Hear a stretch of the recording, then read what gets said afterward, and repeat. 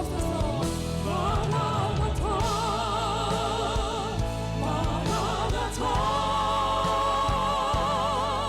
아멘. 주 예수여 오시옵소서. 마라나타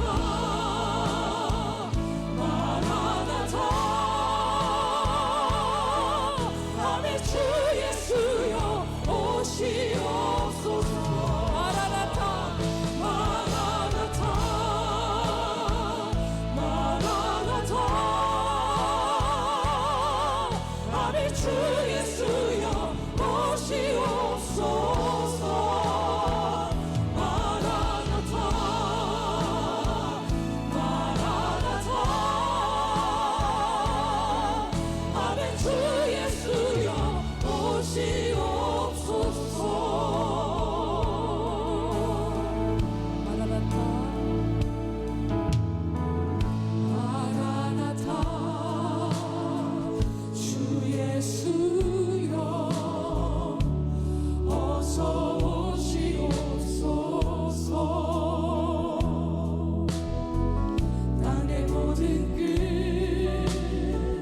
모든 족속 주를 찬송하게 하소서. 마라나타 주 예수여 마라나타 주 예수여 어서 오시옵소서. 모든 열방이 주께 돌아와 춤추며 경배하게 하소서. 우리 주님 다시 오실 길을 만들자. 십자가를 들고 땅 끝까지 우린 가리라. 우리 주님 하늘 영광 온 땅 덮을 때 우린 땅 끝에서 주를 맞으리. 마라나타 마라나타 아멘. 주 예수여 오시옵소서. 마라나타 마라나타 아멘. 주 예수여 오시옵소서. 우리 주님 다시 오실 길을 만들자. 우리 주님 다시 오실 길을 만들자. 십자가를 들고 땅 끝까지 우린 가리라. 우리 주님 하늘 영광 온 땅 덮을 때 우리 땅 끝에서 주를 맞으리. 마라나타 마라나타 아멘. 주 예수여 오시옵소서. 마라나타 마라나타 아멘. 주 예수여 오시옵소서. 여러분들 힘있게 고백하겠습니다. 마라나타 마라나타 아멘. 주 예수여 오시옵소서. 마라나타 마라나타 아멘. 주 예수여 오시옵소서. 아멘. 주 예수여 아멘. 주 예수여 오시옵소서. 아멘. 주 예수여 오시옵소서. 하나님께 영광의 박수 올리겠습니다. 하나님의 선교에 대해서 가장 정확하게 담고 있는 챕터가 시편 67편이에요. 하나님의 마음을 가장 풍성하게 담고 있고 선교 전략이 담겨져 있고 선교의 방향이 담겨져 있고 놀랍게도 선교의 완성까지도 담겨져 있는 그럼에도 불구하고 제가 만난 선교사님들 중에는 의외로 많이 사용하지 않는 시편 67편, 저는 이게 선교에 어마어마한 중요한 메시지가 들어있다고 보거든요. 그런데 더 놀라운 것은 여기에 보면은 온 열방을 향한 하나님의 마음이 담겨 있는데, 온 열방을 향한 하나님의 마음이 신약이 아닌 구약 성경에 있다는 게 굉장히 놀랍습니다. 그것도 시편 67편에 들어있는 거지요. 우리는 흔히 선교의 시대에 본격적인 선교의 스펙트럼이 신약 시대에 예수님이 오시고 예수님이 파송하시면서 선교의 시대가 열렸다, 이렇게 생각을 하는데, 하나님이 열방을 향한 마음은 신약 시대 때부터 예수 그리스도로 말미암아 시작된 게 아니라 구약 때부터 열방 자체가 하나님의 마음이었던 거죠. 하나님은 열방이 구원받는 거지 이스라엘이 구원받는 게 하나님의 목표가 아니었다는 겁니다. 따라서 구약 시대 때부터 하나님은 모든 민족이 구원을 받는 것을 마음에 품고 명령을 내리셨고, 그 마음이 오늘 시편, 이스라엘 백성들이 제일 귀하게 여기는 책인 시편 67편에 들어있는 겁니다. 이 짧은 7구절 안에 열방을 향한 하나님의 관심이 뭔지 여러분하고 잠시 살펴보려고 합니다. 첫 번째, 하나님의 관심 첫 번째가 뭐냐면, 하나님은 모든 나라에 구원을 베푸시는 것이다. 모든 나라에 구원을 베푸시는 것이다. 당연해서 아멘도 안 하시죠? 이게 하나님은 모든 나라에 구원을 베푸시는데 그 의미가 7구절 중에 1절과 2절에 나와요. 1절, 2절 같이 한번 읽어봅니다. 시작. 하나님은 우리에게 은혜를 베푸사 복을 주시고 그의 얼굴빛을 우리에게 비추사 주의 도를 땅 위에 주의 구원을 모든 나라에게 알리소서. 아멘. 요 띄워주시고요. 하나님의 앞에 구절 띄워주세요. 예. 여기 하나님이 어떤 분인지를 먼저 설명하고 있습니다. 하나님은 우리에게 뭘 베푸셔요? 은혜를 베푸시는 분입니다. 아멘이시죠? 은혜 많이 받으세요. 그리고 하나님은 우리에게 뭘 주시고? 복을 주시는 분이십니다. 화가 아니고 복을 주셔요. 아멘이시죠? 그리고 하나님은 얼굴을 우리에게서 돌리신 게 아니라 우리를 향하여 비추어 주사, 그 뒤에 주의 도를 땅 위에 우리에게 뭘 주시는 분이라고요? 구원을 주시는 분입니다. 구원을. 그러니까 이스라엘 백성들이 노래하는데 하나님은 우리에게 은혜를 주시고 복을 주시고 얼굴을 우리를 향해 비추시고 하나님의 도를 알려주시면서 그 도 길도 예수 그리스도 알려주시고, 그리고 우리에게 구원을 주시는데 어디에? 모든 나라에. 그러니까 이 구원, 이 은혜, 이 복, 이 예수 그리스도 길이요 진리 되신 주의 도인 그리스도를 하나님은 모든 나라에게 주시기 위한 하나님의 관심, 하나님의 진심이라는 거죠. 그러니까 구원을 모든 나라에 베푸는 게 하나님의 뜻이에요. 지금 모든 나라, 제가 숫자를 찾아보니까 195나라더라고요. 바티칸하고 지금 분쟁 중인 팔레스타인까지 나라에 포함시켰을 때는 195개 나라입니다. 어떤 분들은 이 복음이 모든 나라에 전해져야 한다라고 이야기를 할 때에 우리 한국 분들 중에는 그 나라들은 다 좋지만 왜 일본에 선교사를 보내냐 하시는 분도 있습니다. 왜냐하면 일제 압제를 당했기 때문에. 그래서 그 마음은 이해하지만 하나님의 마음은 모르는 사람이죠. 하나님의 마음은 차별 없이 모든 나라의 백성들이 구원받는 겁니다. 그래서 하나님의 관심에서 저 나라는 심판받아도 돼, 내버려둬, 저 나라는 구원받아야 돼 하지는 않는다는 거예요. 근데 이스라엘 백성들이 이 시편을 읽으면서 하나님은 은혜를 베푸시고 하나님은 복을 주시고 얼굴을 향하여 드시고 주의 도와 주의 구원을 베푸시는 게 모든 나라라고 했는데도 불구하고 본인들은 본인들만 위한 것이라고 착각한 거죠. 하나님은 이스라엘을 위해서 오셨다라고 생각을 하는데 이스라엘을 위해서 오셨지만 이스라엘만을 위해서 오신 게 아니죠.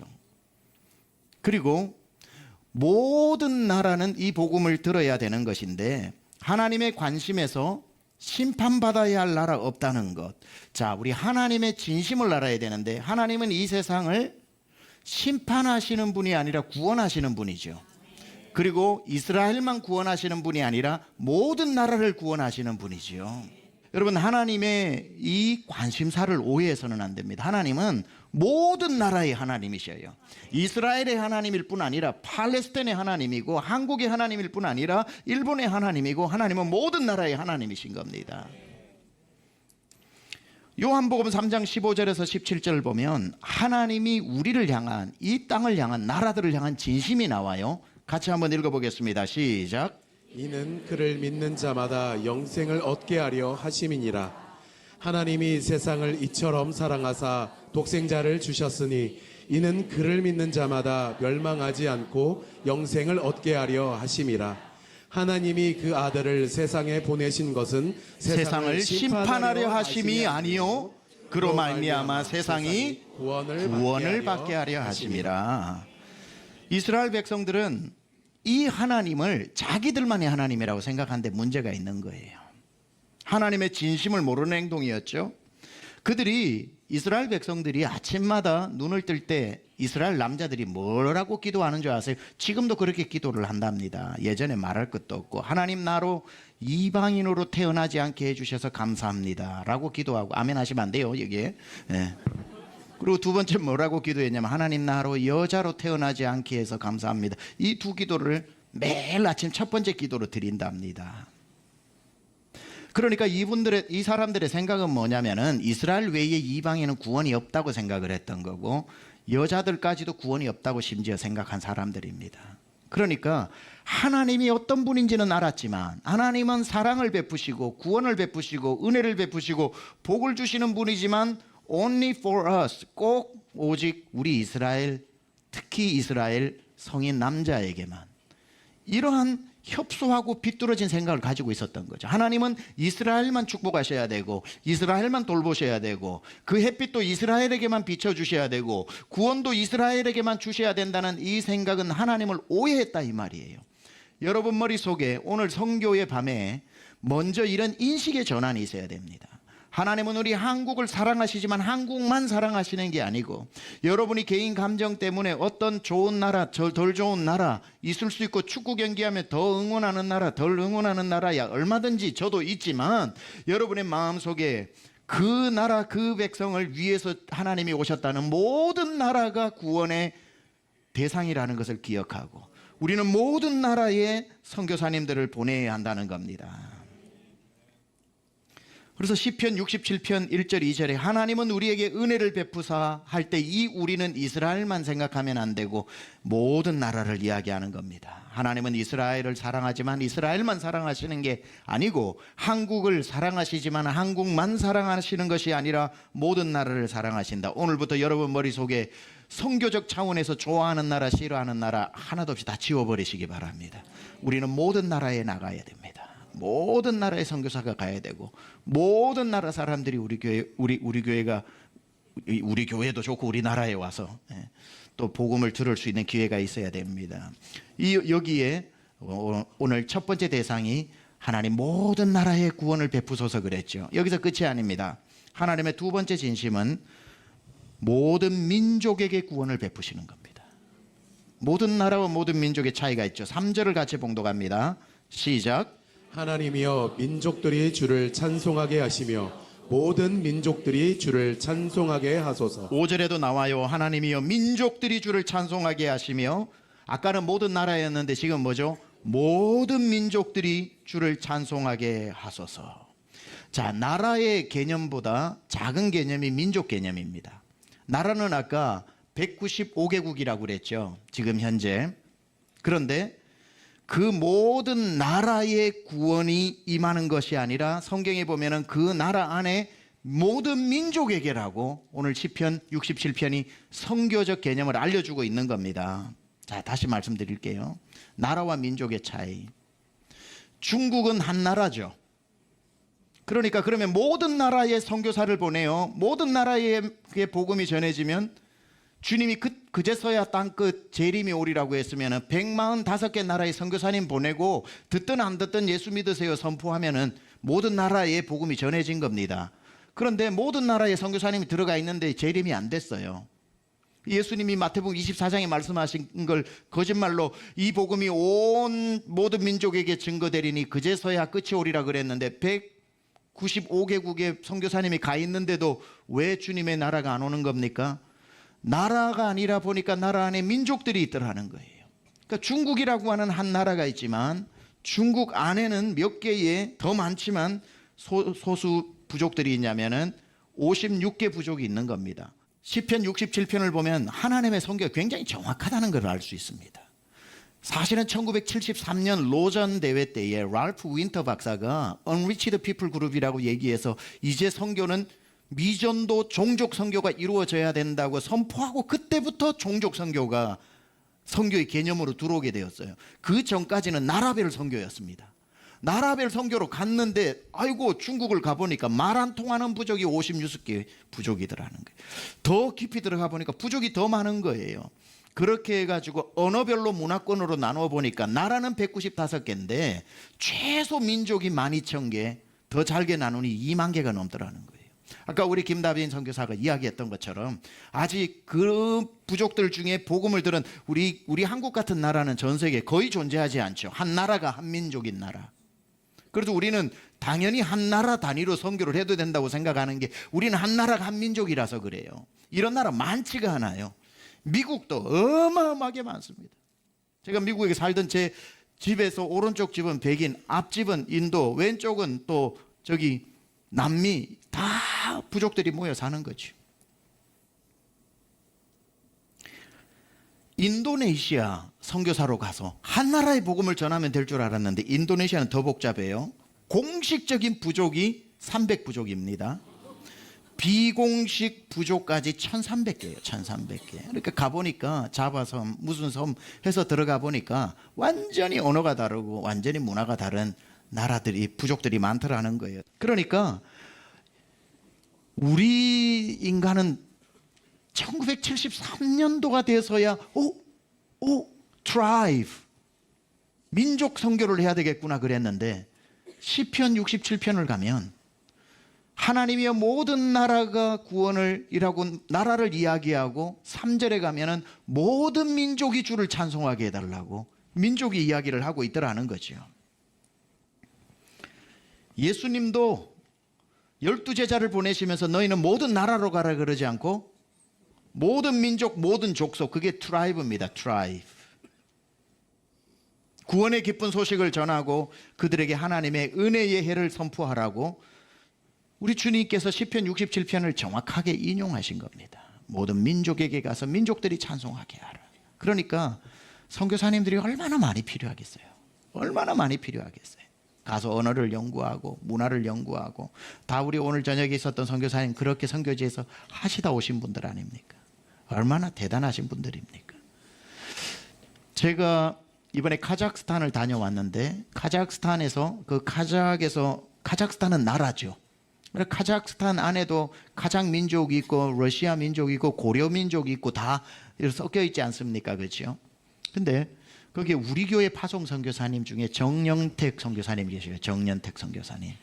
이분은 선교의 정말 레전더리 퍼슨 중에 한 분입니다. 주민호 선교사님, 정영택 선교사님 이런 분들은 선교의 침례교 선교의 획을 그은 분들이에요. 그런데 저는 이분을 전혀 우리 교회 파송 선교사인 줄도 모르고 2002년 세미양교회가 개척되고 미국 교회 빌려 쓰고 그 2층 교실에서 예배 드릴 때 수요 예배 드릴 때 그때 누구누구 소개로 정연택 선교사님이 2003년도에 세미양교회에 와서 설교를 한번 하셨거든요. 그때의 성도가 한 12명 정도가 앉아 있었던 것 같아요. 한 10명 정도가 앉아 있었는데 세미양교회는 시작할 때부터 불덩이였거든요. 항상 예배가. 그냥 오늘 10명이 불덩이고 오늘은 1000명이 불덩이다. 이 차이밖에 없어요. 그러니까 너무너무 뜨거웠어요. 그때 예배를 드리는데. 근데 이분이 말씀을 전하시고 난 뒤에 마치고 처음 만났어요. 그때 저랑 최 목사님 나 예언 하나 할게요 그러시더라고요. 뭔데요? 이 교회 앞으로 달라스에서 제일 큰 교회 될 겁니다. 그러시더라고요. 그래서 제가 아멘이 안 나오더라고요. 왜냐하면 저에게는 그때 불가능이었기 때문에 그렇게 말씀해 주셔서 감사합니다. 그냥 덕담으로 들었는데 그분이 그때 와서 설교를 하실 때에 한 번도 못 들었던 민족을 얘기하시는 거예요. 여러분 둔감 민족을 들어보셨습니까? 그래요. 둔감 민족을 어떻게 들어봤겠어요? 저는 카자흐 선교사로 가서 카자흐에 침례신학 대학교를 세우고 거기서 많은 사역들을 하다가 어느 날 문득 하나님이 카자흐 안에 아무도 복음을 전하지 않은 둔감 민족이 있다는 걸 발견했습니다. 그래서 내가 신학교 학장 사역 모든 걸 내려놓고 둔감 민족을 품게 되었습니다. 둔감 민족을 위해서 기도해 주십시오. 나는 둔감 민족만 생각하면 잠이 안 옵니다.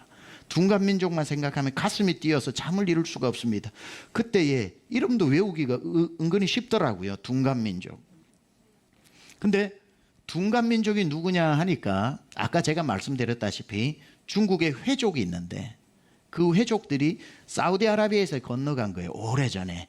그래서 100% 1000만 명에 가까운 그 넘을지도 몰라요. 아직도 흰 옷을 입고 아잔이 울리면은 절을 하는 중국의 완전히 사우디아라비아 같은 그 부족들이 살고 있는데 그들이 중앙아시아로 와서 살고 있는 사람들이 둔감 민족이에요.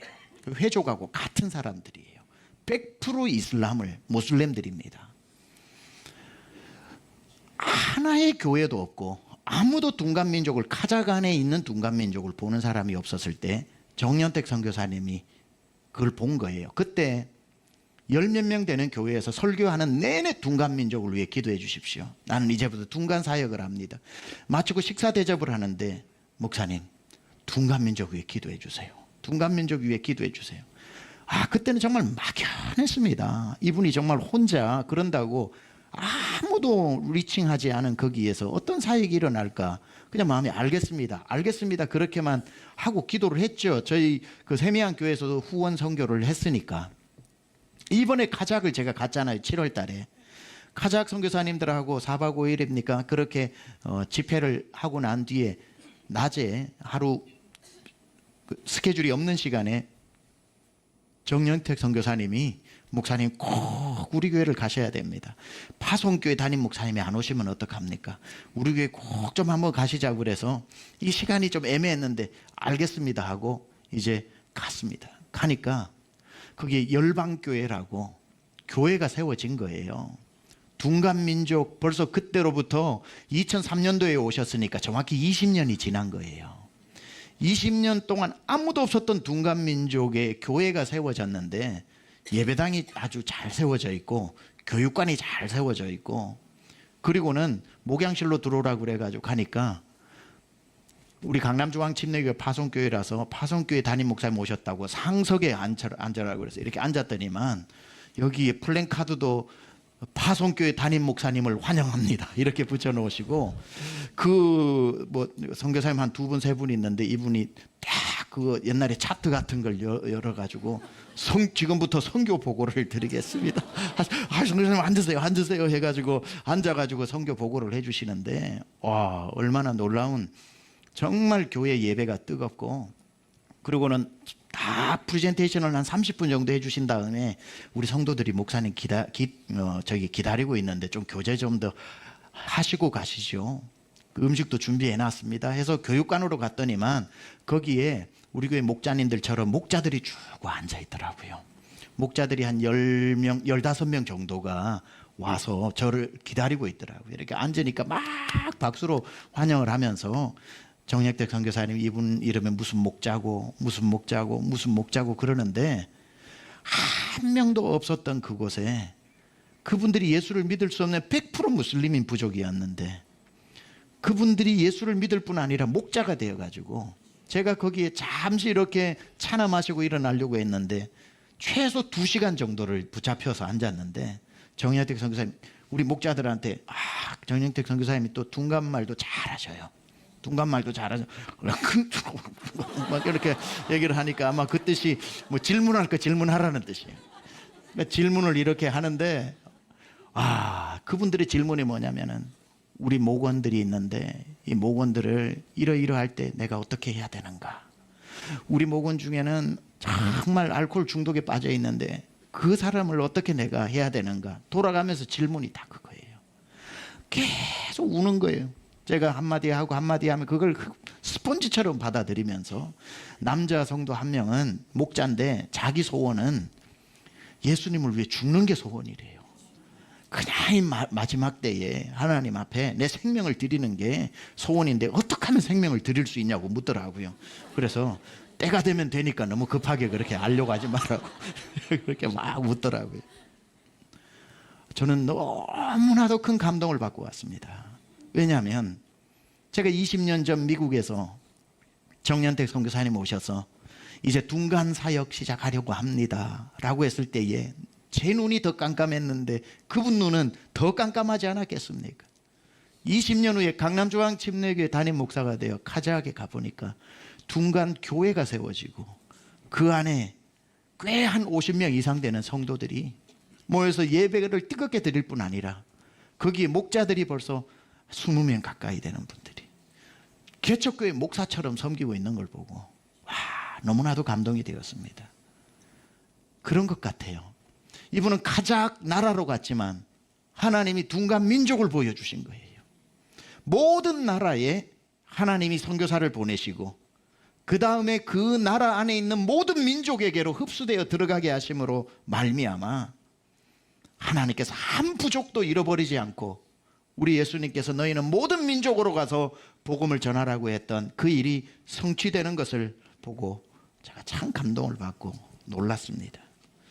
하나님의 세 번째 관심이 뭐냐면 첫 번째 모든 나라의 관심이고 모든 나라 all nations 그리고 모든 민족 all tribes 그리고 세 번째는 모든 백성에게 구원을 베푸시는 것입니다.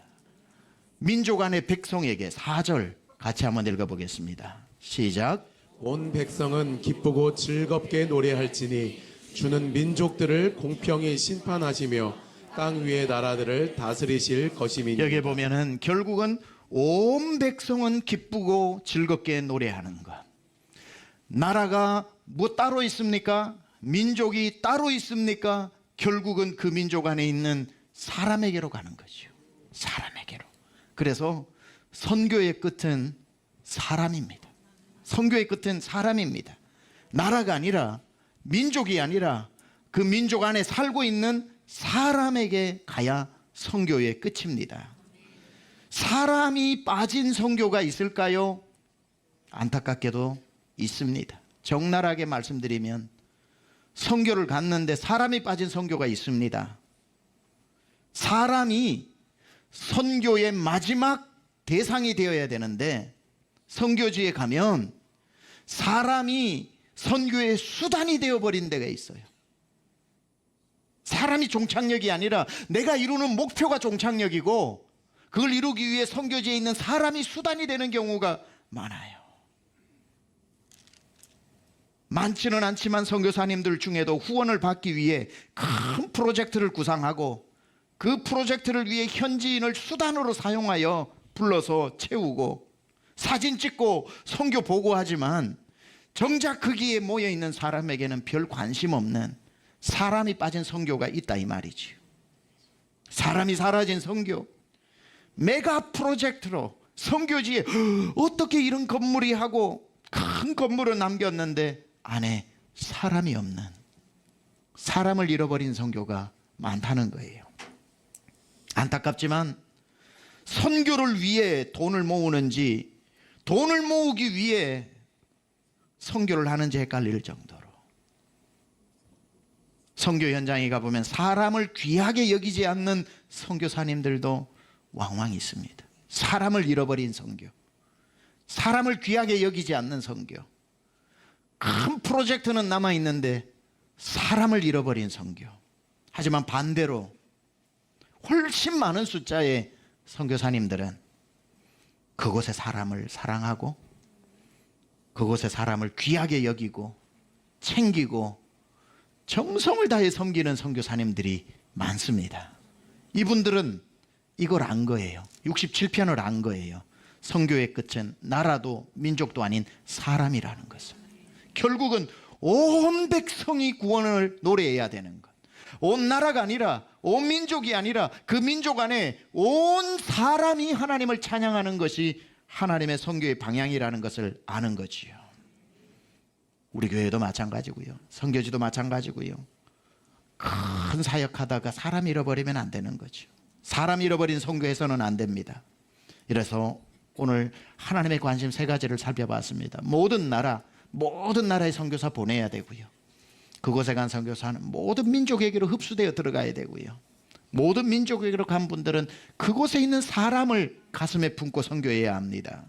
이렇게 하나님의 관심이 점점 모아진다면 시편 67편 6절 거기에는 선교가 이루어졌을 때에 제대로 이루어졌을 때에 이루어지는 그 선교의 회복, 선교의 어떤 열매를 6절에 이렇게 말씀하고 있습니다. 같이 읽어봅니다. 시작. 땅이 그의 소선을 내어 주었으니 하나님 곧 우리 하나님이 우리에게 복을 주시리로다. 사람이 죄를 짓고 난 뒤에 에덴 동산에 쫓겨나고 땅이 저주를 받아 가시와 엉겅퀴를 내어서 땅이 황폐하게 되고 그곳에서 그 땅을 경작해서 살아가는 사람, 하나님과 끊어져 있어 죄 가운데 사니까 종일 수고하고도 먹을 것이 없는 인간도 황폐해져서 사람도 죄 가운데, 땅도 저주 가운데 있었습니다. 그렇죠? 그런데 하나님께서 모든 나라의 선교사를 보내고 모든 민족에게로 들어가게 하고 그 민족 안에 모든 사람에게 복음을 전했을 때에 그들이 예수의 복음을 전하고 난 뒤에 사람은 하나님께로 돌아와 회복되고 가시와 저주받았던 가시와 엉겅퀴를 나던 땅도 회복이 되어지고 하나님이 아무리 복을 주셔도 하나님의 자녀가 아닌 사람에게 복이 올 수 없는데 하나님이 주시는 그 복이 임하는 게 선교의 최종 완성이라는 거예요. 그 마음으로 보면은 선교가 다 그 사람들에게까지 이르렀을 때에 드디어 땅이 멈추었던 그의 소산을 내어주기 시작하고 하나님 곧 우리 하나님이 그곳에 있는 사람에게 복을 주기 시작하는 것. 어느 곳에서든지 선교사님이 가는 곳에 그 땅이 복을 받고 그곳 사람이 복을 받는 것, 그곳에서 하나님의 나라가 이루어지는 것, 이게 선교의 궁극적인 완성입니다. 그래서 이 일이 이루어지기 위해서 우리는 선교사로 모든 나라에 가는 것인데 이 말씀으로 이제 결론을 내립니다. 그러면 여러분, 서울 한복판에 살고 있는 여러분은 오늘부터 어떻게 해야 할까요? 모든 짐 싸서 그 나라, 그 민족, 그 사람들에게로 나가야 하는 것일까요? 예, 나가셔야 됩니다. 자, 일어나서 나가세요. 이제 정답도 아시고 이제 뭐 가서 뭘 하셔야 되는지도 아시니까.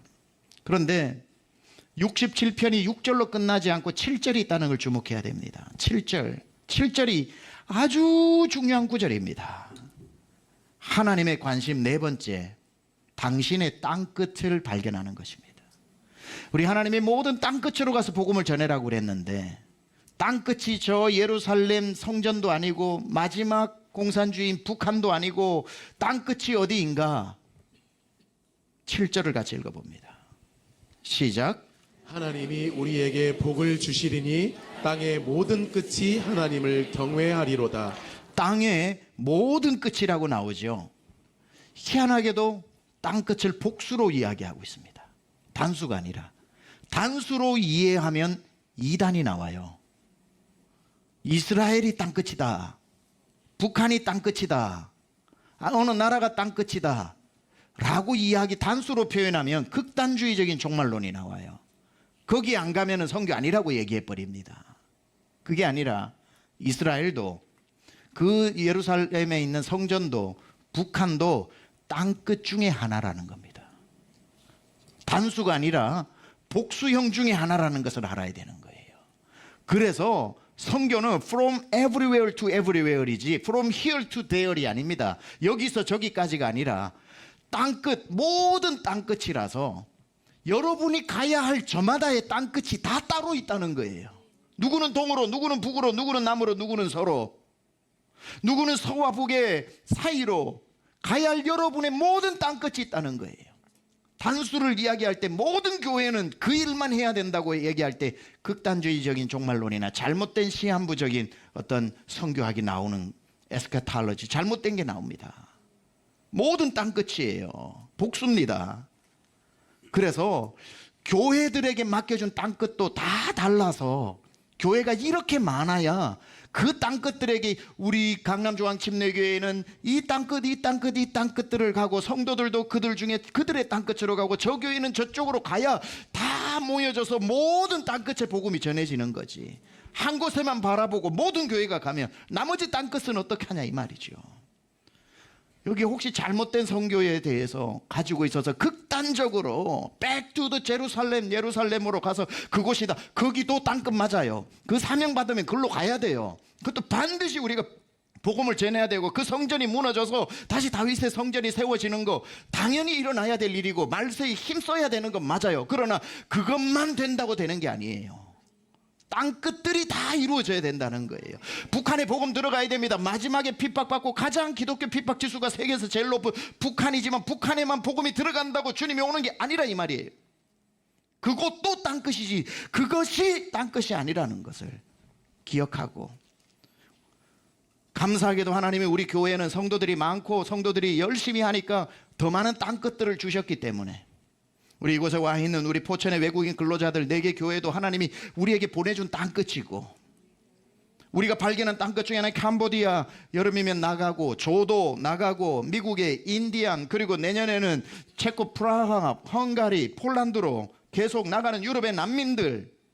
우리 교회가 커질수록 성도가 많아질수록 오퍼레이션 3000이 4000 되고 미션 2000이 3000 되어지면서 계속 늘어날수록 우리는 모든 땅끝으로 나가게 되는 것입니다.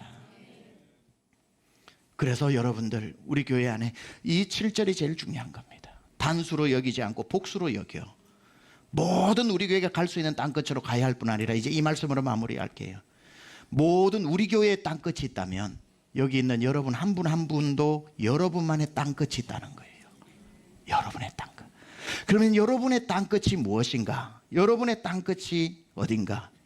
가장 여러분에게서 먼 곳이 땅끝일 수가 있겠지요. 여러분 코에서 제일 먼 데가 어딥니까? 저게 무슨 말인가?